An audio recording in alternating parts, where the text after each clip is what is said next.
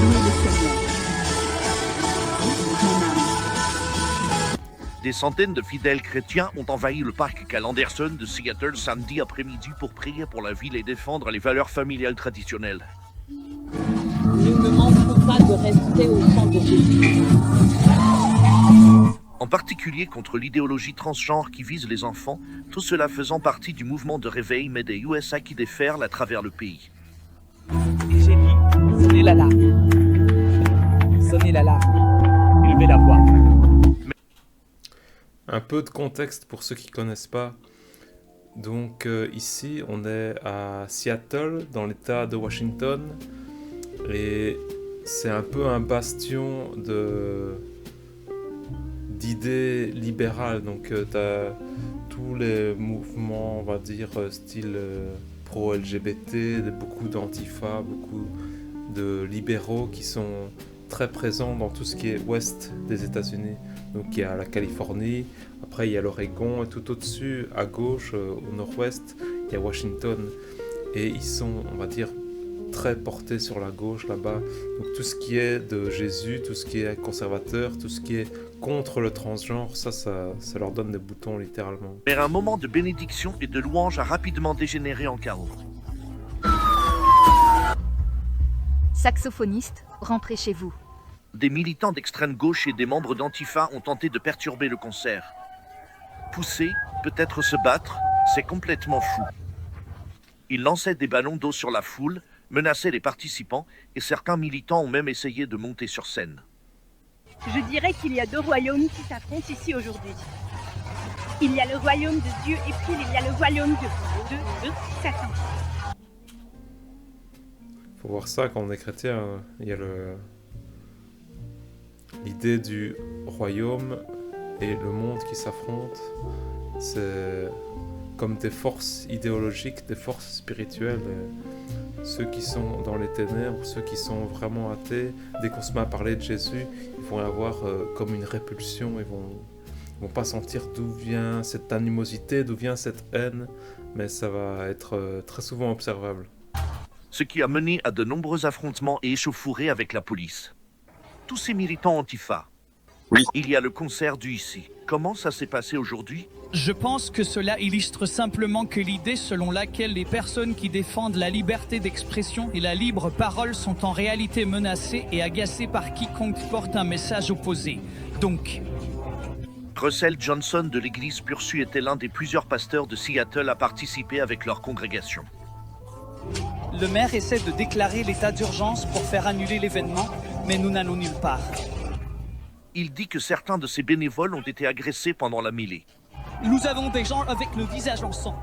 Nous vous aimons. C'est son pasteur de louange, Michael Letty, qui empêche un homme de perturber le rassemblement. C'est complètement fou. Que Dieu vous bénisse.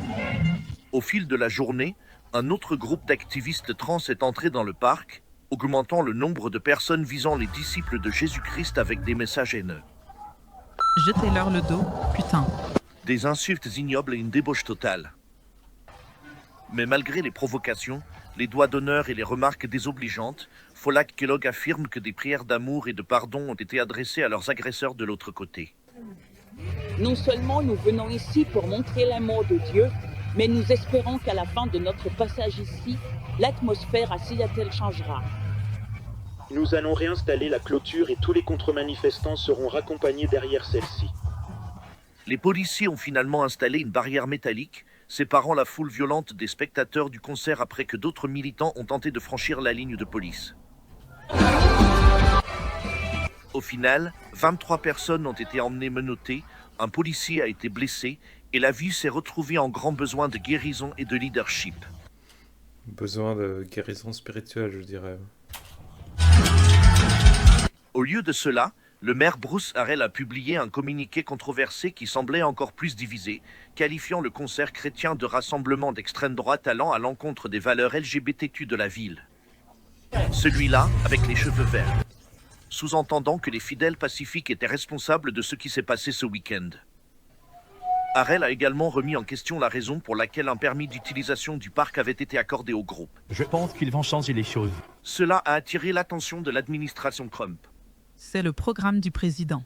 L'assistant procureur général aux droits civiques, Armit Dion, a écrit sur X « Refuser à un groupe un permis de prier dans un espace public à cause de la réaction de la foule est le parfait exemple du veto du perturbateur, ce qui est interdit par le premier amendement. » Le maire de Seattle a clairement besoin d'une leçon sur la discrimination fondée sur les opinions.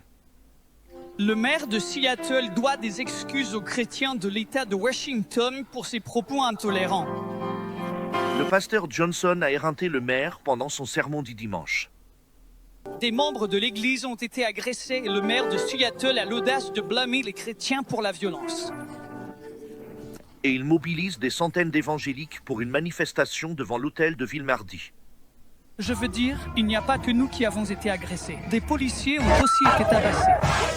Johnson dit qu'ils exigent des excuses après que Harrell a rejeté la faute sur les chrétiens. Non, la police le sait parce qu'elle le voit en première ligne qui sont les fauteurs de troubles. Le pasteur dit qu'il est aussi d'envoyer un message fort aux responsables politiques de l'État de Washington qui n'ont pas condamné la violence de l'extrême gauche depuis des années. Nous brandissons une bannière de victoire. Au final, aucun des chrétiens n'a riposté. Ils ont été escortés en sécurité par la police après le concert, beaucoup affirmant que cette persécution a renforcé leur foi. Des violents militants d'extrême droite, comme on peut le voir ici. La Bible dit que cela va arriver. Ce n'est rien de nouveau, c'est habituel, et nous aimons avoir l'occasion de les aimer et de partager l'Évangile. Et il prévoit maintenant de prier encore plus fort pour Seattle. Chacun reçoit Jésus à sa manière. Pourquoi Jésus? Pourquoi faire cela? Dans l'espoir de vaincre la haine par l'amour du Christ. Pourquoi Jésus? Ouais, vidéo de Turning Point USA. Vous pouvez suivre Charlie Kirk sur les réseaux, il a beaucoup de succès là. Ici on voit un phénomène qui est en train d'arriver aux États-Unis et un petit peu partout. C'est une sorte de réveil de la jeunesse, une sorte de réveil de la culture qui, plutôt que, on va dire, se cacher, plutôt que rester discrète, il y a de plus en plus maintenant d'événements comme ça qui se déclarent et il y a de plus en plus d'opposition. Il faut voir, c'est dans Jean 3, verset 19. Et ce jugement, c'est que la lumière étant venue dans le monde, les hommes ont préféré les ténèbres à la lumière parce que leurs œuvres étaient mauvaises. Car quiconque fait le mal est la lumière et ne vient point à la lumière, de peur que ses œuvres ne soient dévoilées. Ici, ces gens-là qui sont dans tout ce qui est LGBT, dans tout ce qui est antifa, tout ce qui est gauchiste, on peut considérer que c'est des personnes qui sont dans les ténèbres et idéalement ils seront appelés vers la lumière. Donc dès qu'on déclare le message de Jésus-Christ, dès qu'on va se mettre à revendiquer ouvertement qu'on est de Jésus, il va y avoir une haine, il va y avoir une hostilité et c'est pas quelque chose qui va être fait contre les autres religions. Ici, c'est un rassemblement de l'islam, alors qu'ils sont plus durs sur tout ce qui est tolérance, le droit des femmes, anti-gay, anti-LGBT, ils vont être beaucoup plus durs que les chrétiens, beaucoup plus ouverts et directs. Vous n'allez pas avoir bizarrement le même type de réaction, vous n'allez pas avoir autant d'opposition de la gauche, parce que les fils se touchent, je vais dire, je suis pro-diversité, mais je suis contre ceux qui sont anti-LGBT, donc ils ne savent pas comment se positionner. C'est bien qu'ils osent faire des événements comme ça et c'est bien qu'ils aient conscience de l'hostilité qu'il va avoir, mais que ça ne les gêne pas, ils n'ont pas peur et ils sont prêts à recevoir cette hostilité, parce que quand on déclare le message de vérité de Jésus-Christ, il y a un moment où on va amener la division d'une façon ou d'une autre, mais il ne faut pas aller dans le sens du poil du monde, il ne faut pas aller dans le sens de la culture de cette génération pour pouvoir oser dire qu'est-ce que Jésus a amené. Donc mon but avec cette chaîne, c'est d'amener un point de vue chrétien sur des événements culturels et actuels, surtout de ce qui va se passer aux États-Unis. Donc avec l'intelligence artificielle, maintenant, il y a moyen de traduire, il y a moyen d'amener un nouveau public du contenu qui est là, et qui ne demande qu'à être apporté à ceux qui n'ont pas la chance de parler anglais.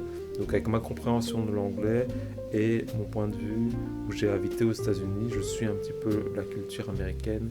J'amène ça à une communauté francophone qui n'a pas encore accès à toute cette culture et pour amener une culture chrétienne, pour progressivement changer ici la culture dans la francophonie. Si vous aimez ce type de vidéo, suivez la chaîne, laissez un like, ça aide beaucoup, surtout au début. Que Dieu vous bénisse.